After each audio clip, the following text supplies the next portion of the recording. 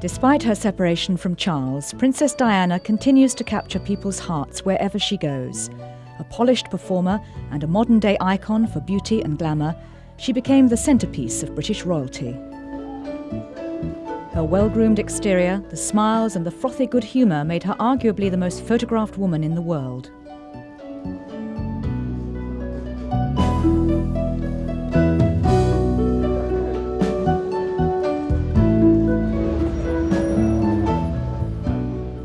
The media's appetite for a good photograph of Diana is matched only by the demand to find an even better story to put to her pictures.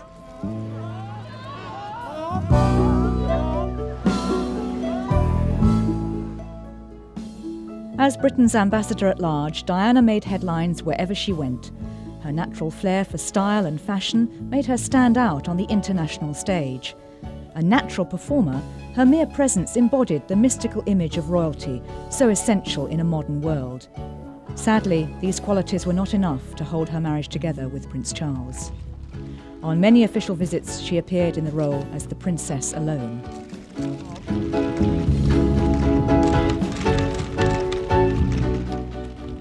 For self-assurance, Diana used her good looks, her sense of style and fashion. She matured into a strong woman capable of raising uncomfortable questions about old established institutions. Desperate to escape the nightmare of her unhappy marriage, Diana became an icon for women around the world. You're not actually. Hers was a magic but dangerous quality. It set her apart from most other royal performers. But she was also different because her vulnerability made her easy for the emotionally wounded to identify with. Like every other celebrity, Diana fed and lived on her public's emotions. She wore their affection like a suit of armour. She used it to defend herself against Charles' uncaring attitude towards her and to win the hearts of people everywhere. Diana, the royal ambassador at large, flew the flag for Britain. Around the world, she was welcomed by princes and presidents. Her movie star status opened doors wherever she went.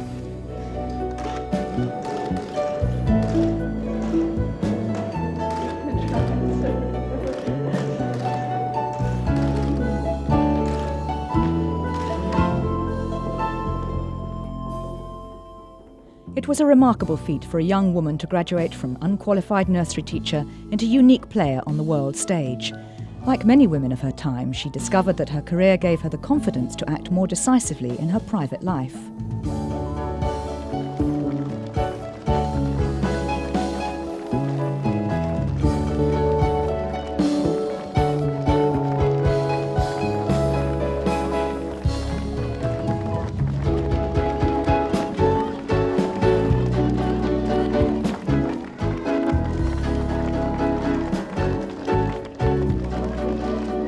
"15 years after her marriage to Prince Charles, Diana confessed on television that, at 19, you always think you're prepared for everything and you think you have knowledge of what is coming ahead. When she married Prince Charles, she was young and innocent enough to believe, like everyone else, that her marriage was made in heaven." In the beginning, Diana had a very different outlook. It was the day the engagement was formally announced, and a sapphire and 14 diamonds meant the fulfillment of all her dreams. At only 19 years old, she had found her prince. A fresh and natural teenager, she saw Charles as the mature older man of romantic fiction, someone of experience to lead her through life. Prince Charles was proud of his bride-to-be. The latest addition to the royal family firm was beginning to find her feet.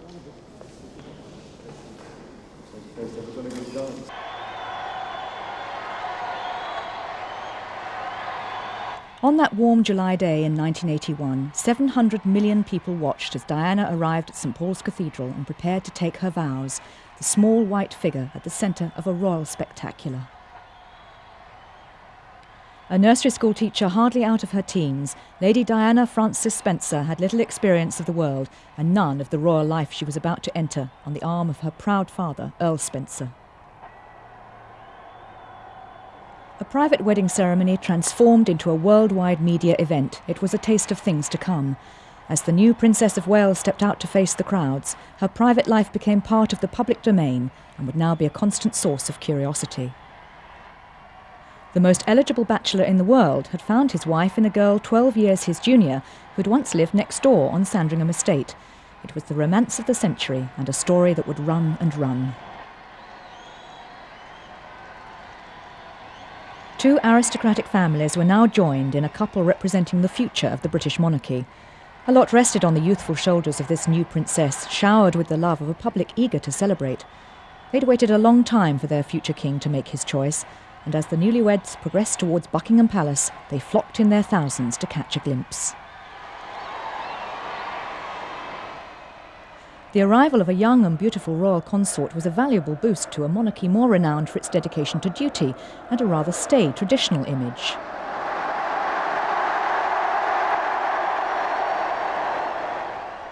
Diana brought a sudden breath of fresh air, the promise of a new era of glamour and style.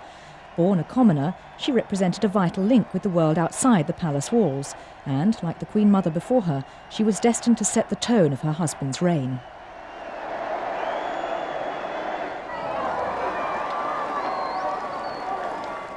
As future king, Charles' choice of wife was critical, but it seemed a match made in heaven.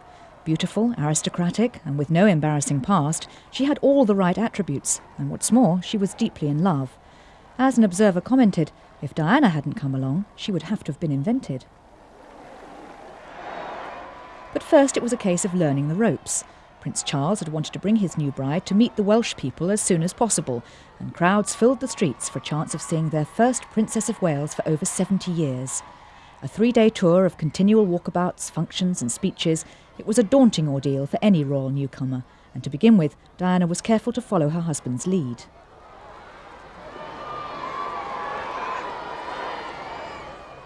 But the warmth of the reception and her own enthusiasm soon took over, and she launched into her new role with increasing confidence. Her youth and charm made her an instant success with all age groups, but children still got special attention. She seemed a natural at the complex technique of the walkabout. A chat here, a touch there. She showed an intuitive feel for what was required. When, 12 years later, as a mature and confident woman, she returned to Wales, Diana maintained her enthusiasm and good nature, confirming that despite her unhappy marriage to Charles, she's still one of royalty's major players.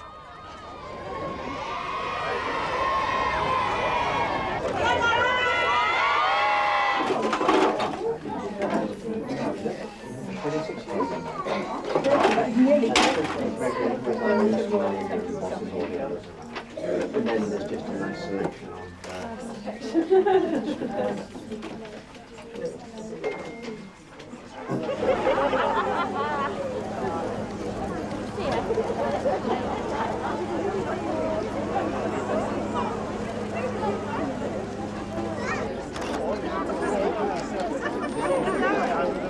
With her broken marriage behind her, it's a sad moment for the people of Wales, as she turns to wave goodbye, perhaps never to return again as their princess. Diana has come a long way since her first overseas tour in Australia in 1983. By then, the new princess had already acquired much of the technique and polish expected of a royal consort. She was beginning to grow into her public role, and despite the 96-degree heat, still managed to retain a youthful spontaneity. She described the tour as a baptism of fire, but enjoyed the Australians' exuberance, and for a school's broadcast was willing to answer a question on what was Prince William's favourite toy. Jamie, he loves his koala bear he's got, but he hasn't got anything particular. He just likes something with a bit of noise. Plastic whale which throws things out. He got a plastic whale that throws things out the top, little balls. Thank you. 2 years later, in 1985, they were back in Australia, but Diana no longer needed any prompting from her husband. Poised and mature, she was ready for anything, even a walkabout amongst a crowd of construction workers in Canberra. Amused by the unusual use of a T-shirt, it was immediately hands in pockets for an in-depth discussion on the best headgear for protection against the sun. With a unique balance of dignity and relaxed charm, a public figure of true professionalism had come of age. On another occasion, she was called upon to play the piano.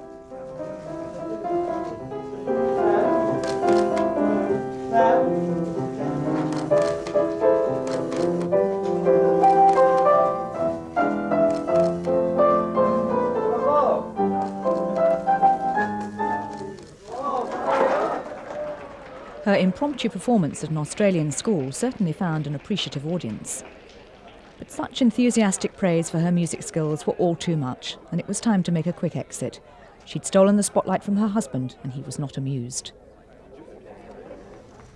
As a natural sportswoman, bowling, even in the heat of Indonesia, was something she could definitely handle. A good follow-through, and the ball headed straight for the feet of the waiting press. Not a bad target to aim for. Humour is her favourite ploy. While wrapped up in a kimono, she tried out a few steps. But in Canada, it was Charles who couldn't seem to walk straight.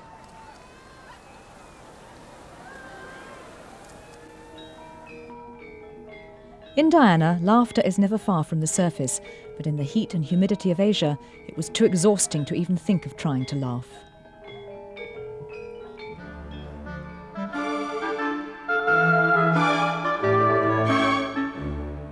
But something she took very seriously was her great love of dance. Childhood lessons fostered the dream of becoming a dancer herself, but as she's pointed out, I overshot the height by a long way. Despite this disappointment, she practiced dance as part of an exercise routine for many years, and during her engagement even asked her usual teacher and pianist to come to Buckingham Palace and continue lessons. Swimming now replaced this as her regular exercise, but she maintained the figure and stature of a dancer, and watching rehearsals is a favourite way of spending an afternoon. She channeled her enthusiasm into supporting professional ballet companies and became patron of the London City Ballet. It was a perfect match of personal interest and public role.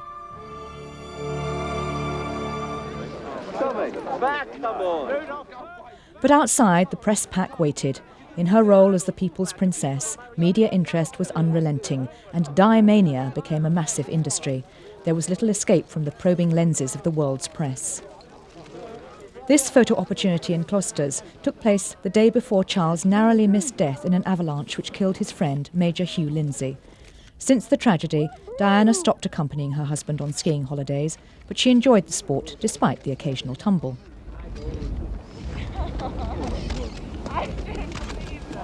Fergie's arrival on the royal scene coincided with Diana's own need to expand her personal horizons. With both sons at school, she had time on her hands and wanted to break out of the tight circle of friends Charles provided. Sarah Ferguson showed the way by introducing her to a younger set and proving the value of just having fun. The Fergie factor was to be the catalyst in Diana finding herself during her mid-20s. For the new, confident Diana, the Duchess of York soon became a trusted friend as well as the provider of a great many laughs. As a royal duchess, now confined within the same palace protocol, Fergie was the only person with whom Diana could really let off steam, a vital safety valve for a princess beginning to flex her independent muscles. Diana took great pleasure in the theatricality of being royal, and this delight in the dramatic first showed itself during their tour of Italy in April 1985. Against the romantic backdrop of canals and Venetian extravagance, her choice of costume revealed a practised eye for gaining the maximum effect.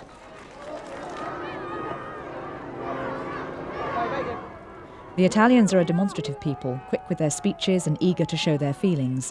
Diana was well aware that even when apparently alone and sitting in the audience, royalty is still centre stage. A quiet moment surveying a palace where Roman drama all began was still an event to be watched, a scene in a continuous royal theatre with the inevitable audience somewhere off stage.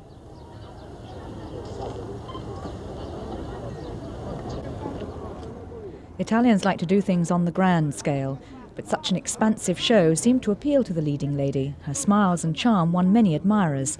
The feeling was mutual, and she took the rare step of publicly voicing her appreciation. Mio marito ed io siamo molto felici di essere qui. Work that out. Salute. Now could you translate? My husband and I are very happy to be here. One of Diana's greatest tests was as the guest of another great performer, President Ronald Reagan. It was her first official visit to the United States, where one of her most difficult audiences waited to see how this 24-year-old would fare in the land where glamour and stardom are big business. Competition for the spotlight was fierce, as the tour's high point was a glittering ball at the White House. It was the social event of the decade, and the cream of American arts and public life turned out to meet the new princess. Hollywood stars flew in specially. Few could resist the temptation of dining with royalty.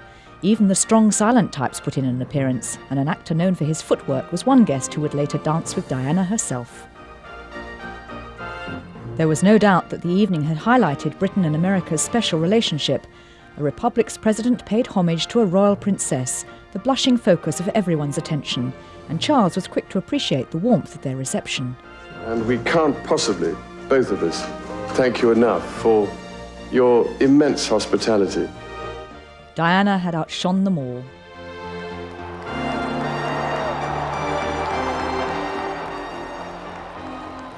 Out on the streets, Di mania seemed everywhere.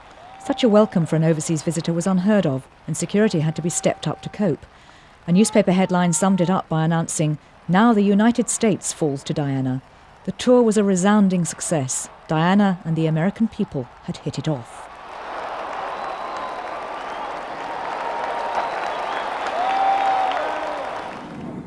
The carefully planned foreign tours gave an extra dimension to this public role. Charles and Diana were Britain's foremost ambassadors. It is diplomacy at the highest and most desirable level. Good international relations need continual work, and it was in this often stilted atmosphere of extreme formality that Diana's charms were difficult to resist. She even won the elderly Emperor Hirohito's undivided attention. Britain's image and reputation could not have been in better hands. But there was still the occasional glimpse of the shy Di of old. Experience and grooming had certainly resulted in a more confident Diana, but her natural shyness could sometimes show through. As hostess while Charles played polo at Windsor, she handled her guests, such as ex-King Constantine of Greece and his wife, Queen Anne-Marie, with finesse, but also seemed unsettled by suddenly having to mix the formal with the informal. The etiquette amongst European royalty can get quite confusing, and the balcony at Smith's Lawn was an awkward place in which to say goodbyes. But, never one to put on airs and graces, Diana has always been herself. Crown Prince Paul of Greece was given a formal farewell, but with an added smile and joke. Her status as wife to Prince Charles has made deference her due, but there was no hint of stuffiness. Strict formalities did not succeed in changing her down-to-earth outlook, and a little shyness was just part of her natural charm. But there was always time off from the demands of public life, and when King Juan Carlos of Spain invited the Waleses to join his family for a holiday at their summer palace, Diana jumped at the chance of showing her sons something other than the cold and wet of Balmoral in Scotland, even if the host dogs didn't quite rise to the occasion. Charles was not so sure, but it appeared to be a great success, and photographers captured the photo opportunity. Compared to the strict routines of British households, the Spanish royals preferred to keep the formalities to a minimum, and at their holiday retreat on the island of Majorca, Juan Carlos and his wife Queen Sofia encouraged guests to adopt their more flexible ways. Under the warm Mediterranean sun, a more relaxed Prince Charles seemed to emerge in casual short sleeves and boating shoes. Sadly, as their marriage began to fall apart, the invitations stopped coming. Family holidays in the sun became a thing of the past.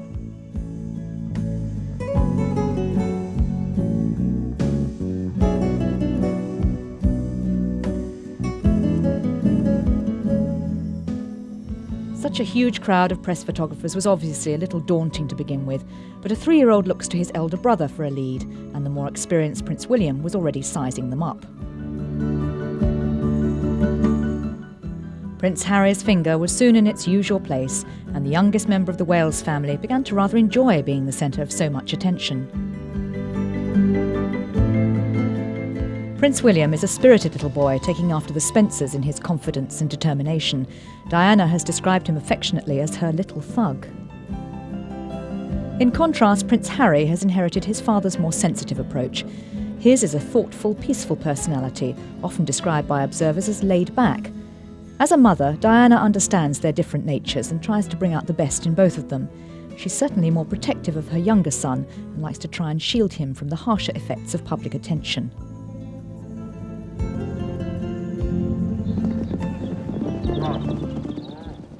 Marriage to Charles also meant getting used to his passion for playing polo. For him, it was the perfect way to relax and let off steam in the jostle of a good match. His family were frequent spectators, and the preferred form of transport is Charles' most treasured possession, his Aston Martin. But on one occasion, he reminded his wife not to use its bonnet as a seat. Caught out, there was an embarrassed retreat, but at least the horses were friendly.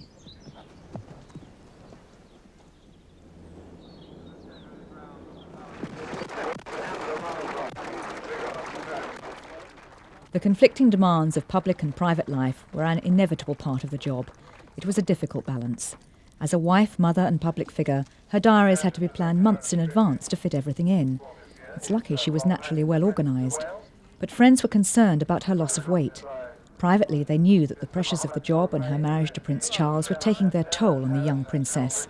She was suffering from bulimia nervosa and in desperation had even tried to harm herself by cutting her wrists.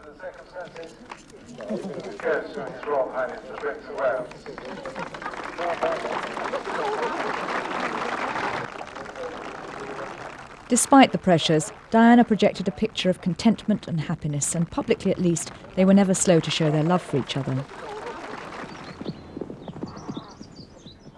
As heir to the British throne, Charles' marital state was seen as having direct relevance to the health of the monarchy, and the young couple's relationship was closely watched. They were a high-profile double act, with all the attendant pressures that can put on a personal life. Publicly, Diana was expected to be calm and supportive at all times, to toe the line and do as she was told. She carried out her duties obediently until their relationship took a turn for the worse. Falling out of love with his wife, Charles turned more and more to his mistress Camilla Parker Bowles for support. But for Diana, separation and divorce was out of the question, having experienced the trauma of her own parents' breakup as a child.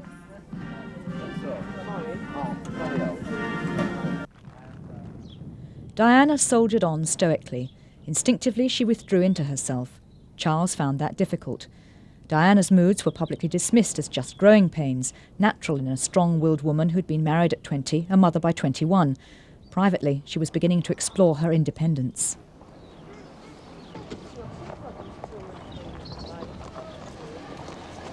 Are you winning? With their marriage under pressure, Charles' friends defended him by saying he too needed time to adjust to his young wife's more social interests, so different to his own love of solitude, painting, and quiet contemplation. For the sake of the children, they agreed to compromise, but gradually, behind a wall of official silence, their marriage was disintegrating. During the long summers in Scotland, it was accepted that Diana would escape back to London from the dreariness of Balmoral.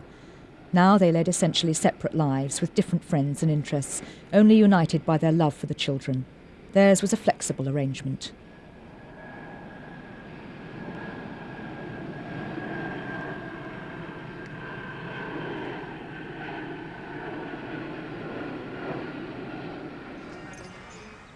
Publicly, it was on the other side of the world, amongst the surf and sand, that the royal couple appeared most relaxed. As royal ambassadors, they enjoyed the informality of Australian life, the chance to loosen up in a culture dominated by the great outdoors. On a beach near Sydney, the lifeguards were battling the waves during the carnival, and it fell to Diana to present the winning trophy. No formal dress is required, just the usual headgear and protective sun cream. It certainly made a change from inspecting the guard at home, and when there's a request for a royal stand-in, Diana was happy to oblige. Becoming part of such a distinctive lineup was too good a chance to miss, a macho photo opportunity only Australia could dream up. Suddenly, the princess was among the boys again.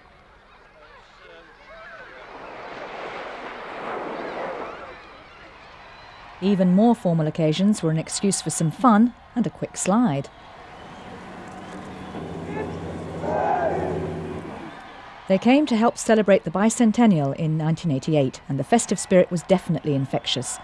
Charles spent a year at school in Australia and always received a particularly warm welcome, so much so that there were once plans to make him Governor-General. Away from the pressures of royal life in Britain, their marriage might have been happier had they been able to spend more time together in Australia. As the focus for a nation celebrating its birth, Sydney Harbour was a spectacular sight. For once, harmoniously, the royal couple could just sit back and become part of the thousands enjoying the public displays of national pride. Even the royal launch had to take its turn in the massive boats trying to cross the harbour and finally admit that, for today at least, Australia ruled the waves. But the Aussies had another surprise up their sleeve. Unexpected cannon fire, guaranteed to add some excitement and cause much mirth between a princess and her lady-in-waiting. The razzmatazz of Australian hospitality had great appeal for both of them. It even inspired Prince Charles to take to the floor. For all three of their tours, the opening dance became an expected ritual, a public display on a musical stage. Publicly at least, the myth and magic of royalty had to be maintained.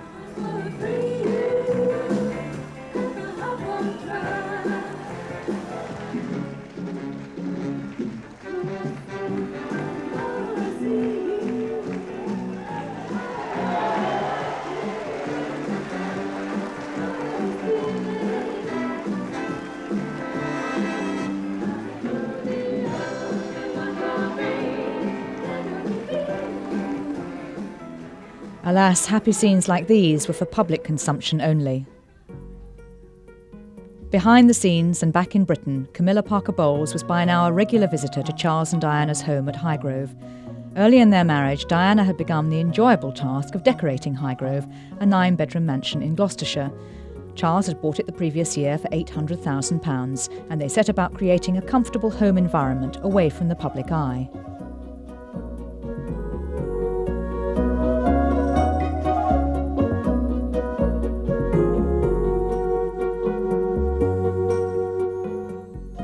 Unhappy in her marriage, Diana turned her attention more and more to the upbringing of her 2 sons, William and Harry.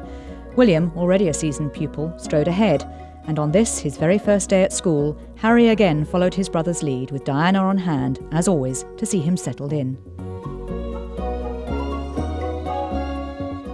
At the school sports day, she was again there to support her sons. It was an important fixture in any child's calendar, a day not to be missed.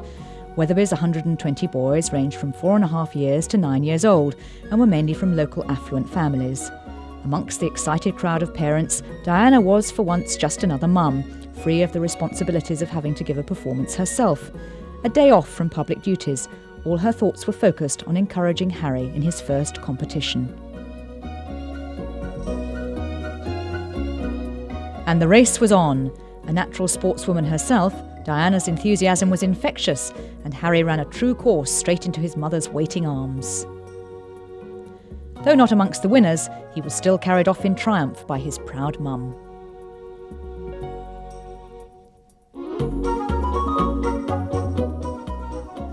There was a strong sports tradition on both sides of the family.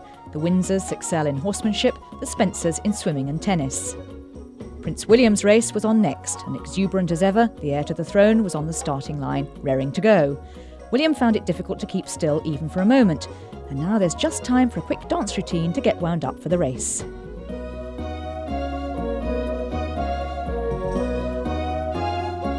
But soon it was Diana's turn to face some competition. Barefoot and jostling for position, there was no royal preference. It was just mother against mother. But her efforts paid off. A wide smile and it was a photo finish. "It's the first time in my life I've won anything like this," she said. Although unhappy as a married couple, their royal duties brought out the best in them. Charles and Diana interacted smoothly as a professional team, but behind the scenes they slept in separate bedrooms. A children's camel race results in a neck-and-neck photo finish, much to their amusement. It's a rare moment of light relief in the heavy schedule of a Gulf tour. As royal ambassadors at large, their presence as a couple is sadly missed. Carefully dressed to observe local custom and publicly at ease in the company of her husband, Diana appeared relaxed and saw the funny side of the situation. Such a novel eating position doesn't seem out of place. Publicly they had their own language of communication, a personal form of emotional sustenance during the long periods of public exposure. The business of royalty had its own set of rules. With all the external pressures, they learnt publicly to rely on each other, and it was a relationship moulded by public service and an intuitive requirement not to offend their hosts.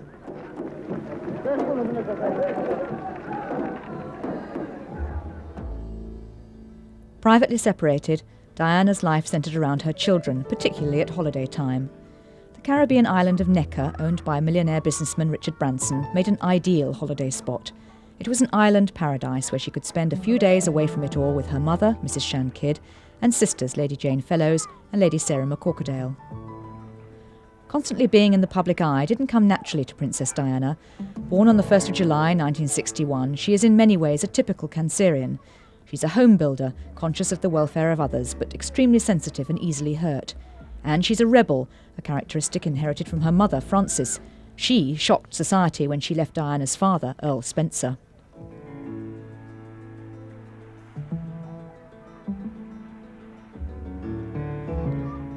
But for now, it's time for play, a precious break from her hectic schedule of public engagements.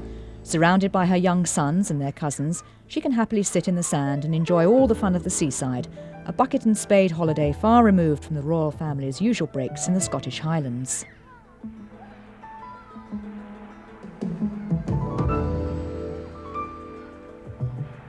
But despite this love of foreign locations, Diana's family, the Spencers, can claim more aristocratic English blood than the royal Windsors themselves.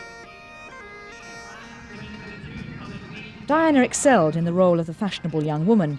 Her style and taste for good clothes made her stand out among the more conventionally dressed members of the royal family. For a visit to Sandringham's parish church, she wore a simple and elegant two-piece suit by David Sassoon with an eye-catching trim. The hat was carefully matched by milliner Philip Somerville. Even Prince Harry got to wear a brightly coloured coat.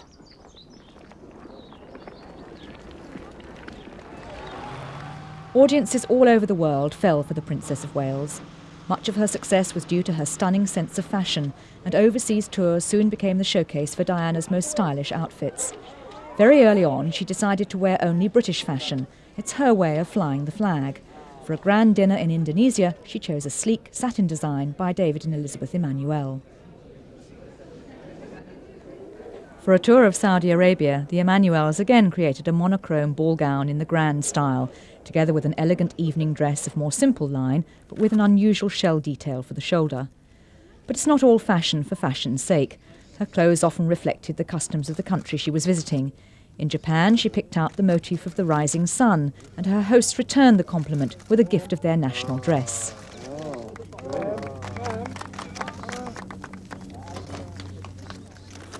In Hong Kong, purple and red gave an immediate Chinese flavour, and she added a pagoda-style point to her hat. And for a visit to Paris, she broke her British-only rule and arrived in a Chanel creation. It was the ultimate compliment, and although it was back to British design for the rest of the trip, the fashion capital of the world was charmed. At the Élysée Palace, the cross-channel accord suddenly found a new focus. But at home, clothes were not a priority. As she said herself, clothes are for the job. I like to be smart and presentable, but fashion isn't my big thing at all.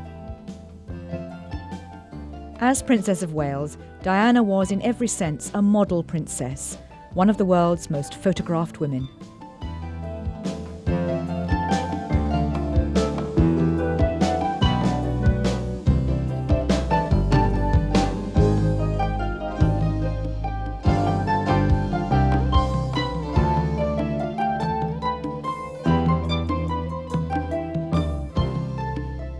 Her private wardrobe certainly favoured the relaxed look, with a surprising touch of rakish masculinity. But royal status had always demanded appropriate formal dress, and Diana set standards of elegance only she could maintain. Her public now expected the very best. As a world leader in fashion, her high-profile support for the British fashion industry was thought to have saved it from extinction. She was a walking advertisement for homegrown excellence, a trendsetter who managed to stop the French and Italians in their tracks. One of her favourite designers, Catherine Walker, created this striking outfit, but other names include Victor Edelstein, Bruce Oldfield and Caroline Charles. Hats, too, were now back in fashion thanks to her, and the British millinery industry saw a complete renaissance.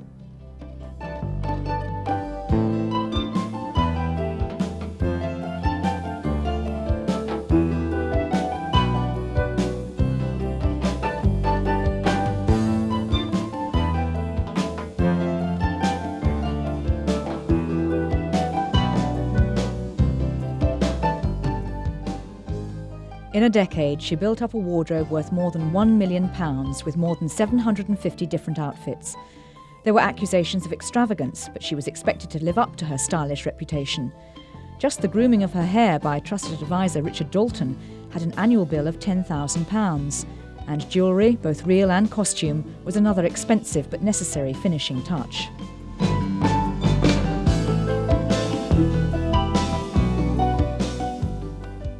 But most of the cost was met by an allowance from her husband's hereditary estate, the Duchy of Cornwall, and the Foreign Office topped it up for the extra demands of overseas tours. A large wardrobe was one of the perks of the job, but she was far from being just an elegant clothes horse. She saw her real worth as someone who could use her position to good effect. On a visit to a charity event in London's East End, she revealed a knack of making everyone she meets feel important.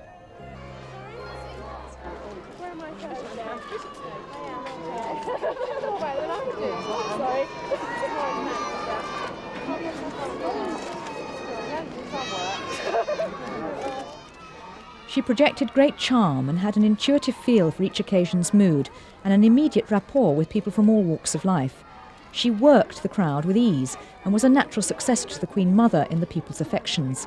Above all, she was a communicator.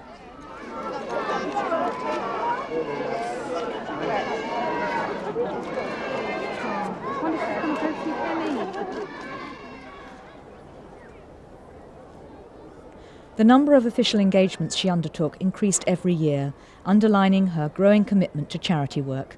She was involved with over 35 different causes. As Princess of Wales, she was not obliged to take on as much as she does, but it was her genuine interest and concern which drove her increasing workload.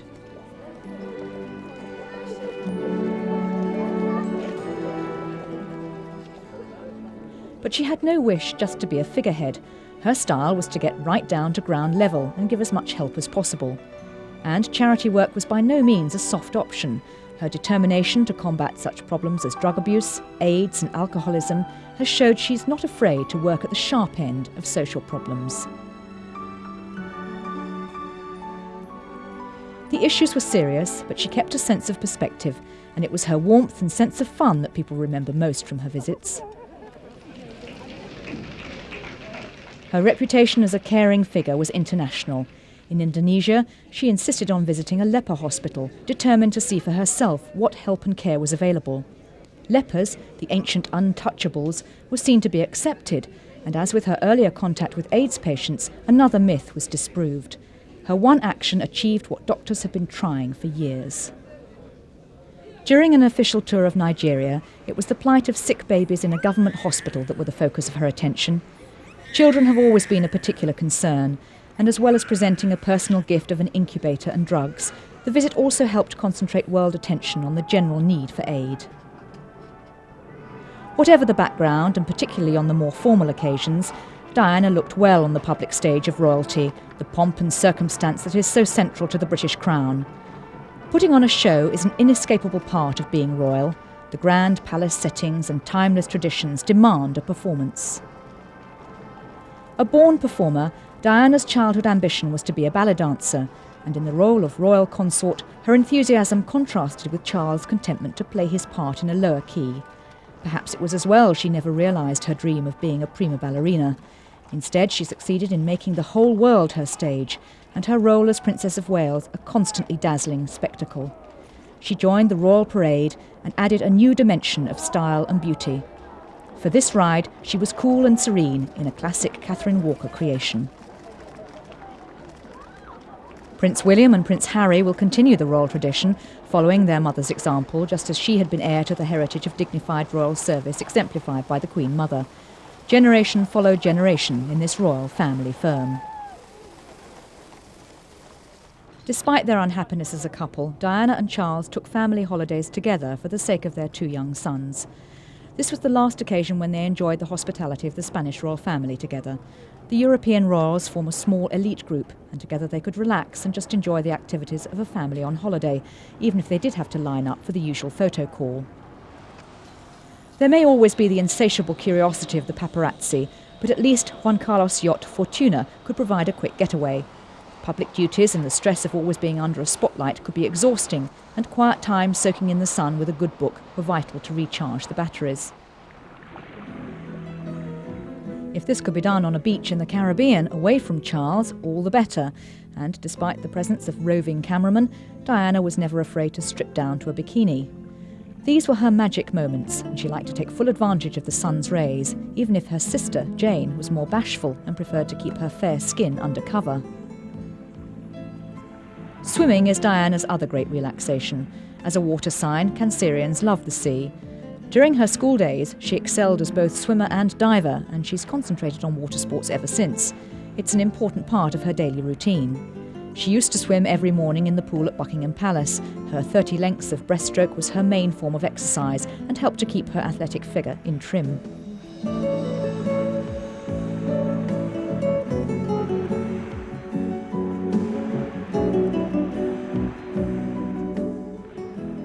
Swimming is still a natural therapy, a way of summoning the reserves needed for the pressures of her public and private life.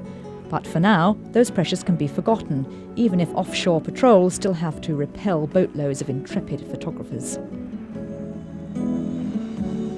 Sun, sea and sand are her favourite combination, and whether in the Mediterranean or Caribbean, she feels at home in the traditional playgrounds of the wealthy. It was all a far cry from the chilly pleasures of the Queen's royal estates, but for Diana it was a true escape. Membership of the British royal family demanded sacrifices. The Spencer family, even her mother, had to step back and allow Diana to be fully integrated into the close-knit world of her in-laws. Sadly, it didn't work out. Well aware of her role in revitalising the monarchy's image, the Queen was sympathetic towards Diana's problems, knowing that her marriage to her son Charles was not a happy one. Diana and her sister-in-law Sarah, Duchess of York, were good friends. As commoners, they'd married into royalty and often experienced, as outsiders, the constraints and boredom of public duties. Their marriages to the Queen's sons ended in separation. The world looks on and wonders whether the next generation of royalty will be so restless. Gradually pushed to the back of royalty, Diana has come through the trauma of a broken marriage and survived. Her unique quality set her apart from the rest of royalty. Her presence gave it a new lease of life. When she started out in July 1981, she began a journey that would bring a movie star glamour to her role as a royal princess. Unfortunately, royalty has now lost one of its major players. Sadly, behind the pictures of a happy, smiling princess was the story of an unhappy woman married to an uncaring husband.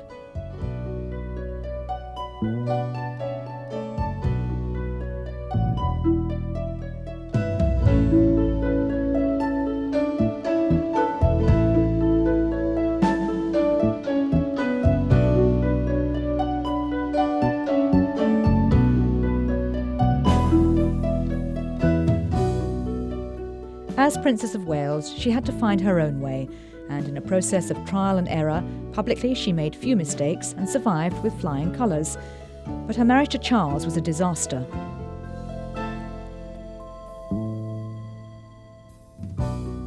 As a natural performer, her public image never failed to project a happy smile, a caring glance, a warm touch.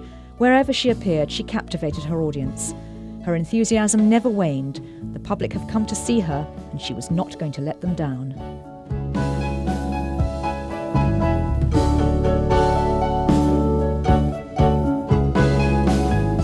Composed and confident, she was still the accessible face of royalty, someone people felt able to talk to, even confide in. Her style and beauty brought an image of royalty to grace the pages of magazines and newspapers all over the world. Now separated from her husband, Diana proclaimed that she will not go quietly. That's the problem, she said in a television interview. She still has a role to fulfil and 2 sons to prepare for a royal life. Sadly, the British monarchy has failed to accommodate the most popular princess of the century.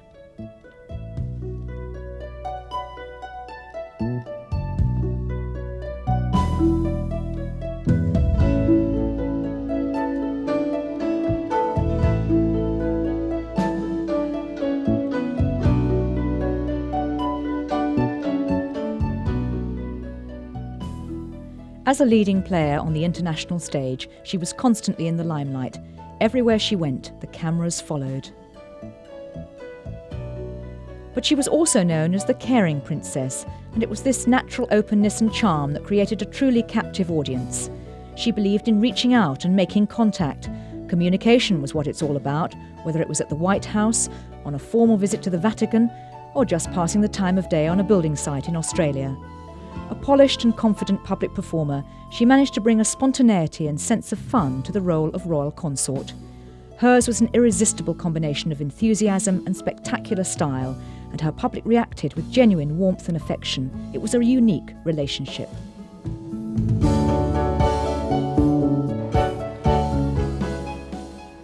Diana has now admitted that from the very beginning she found the pressure of royal life unbearable, made worse by her unhappy marriage to Charles. But to her adoring public, these cracks went undetected. However, in the end, the charade was exposed. A rejected kiss on St. Valentine's Day spoke 1,000 words, and the truth was out. Reports now confirm that Camilla Parker Bowles had been Charles' mistress for a very long time. Their private affair was now a very public matter. When the truth exploded, Diana announced her withdrawal from the public spotlight to devote more time to her children. Stories about her real life exposed her marriage as a sham.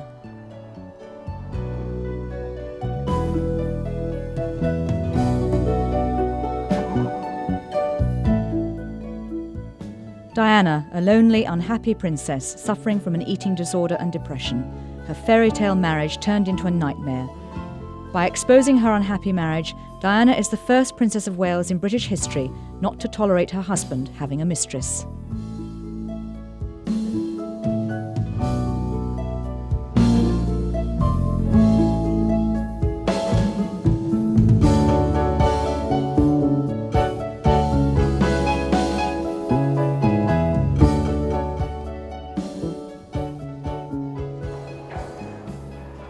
Turning to her children for support, Diana is fighting for her future as their mother. The breakup of her marriage has been a tragedy not just for Britain, but for the monarchy itself.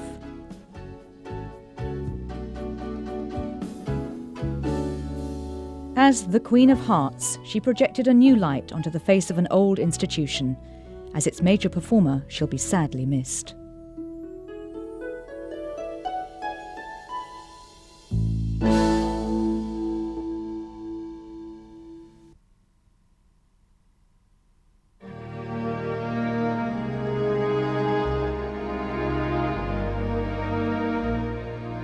Diana, the Princess of Wales, died on the last day of August 1997. Decades from now, people will still remember the moment they heard the news that she'd passed away. In the last months of her life, the princess appeared to at last have found a new purpose. She was able to focus world attention not just on her own undeniable glamour, but on the particular causes she felt closely to: the plight of the homeless and AIDS victims. She greatly admired Mother Teresa, who, ironically, within a week, would follow her into death. No longer bound by the rigid restraints of monarchy, she was also able to embrace the politically charged drive to rid the world of landmines. She traveled to Angola and Bosnia to offer support for a global ban on the deadly devices. Diana sought meaning in her personal life. She appeared to have finally found happiness with Dodi Al-Fayed. He was with her at the Ritz Hotel in Paris, seen in these last images of Diana's life. The world was profoundly touched by her death, but nowhere more so than her own country. The outpourings of grief began spontaneously, and immediately people began bringing flowers to her home at Kensington Palace and at Buckingham Palace. These soft, bright petals, the most fundamental symbol of life itself, would grow into a mountain.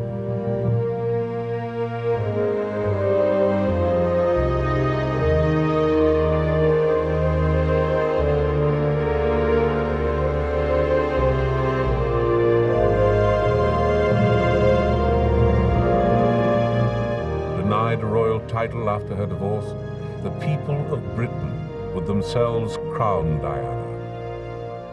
The people's princess would indeed reign over a grieving nation.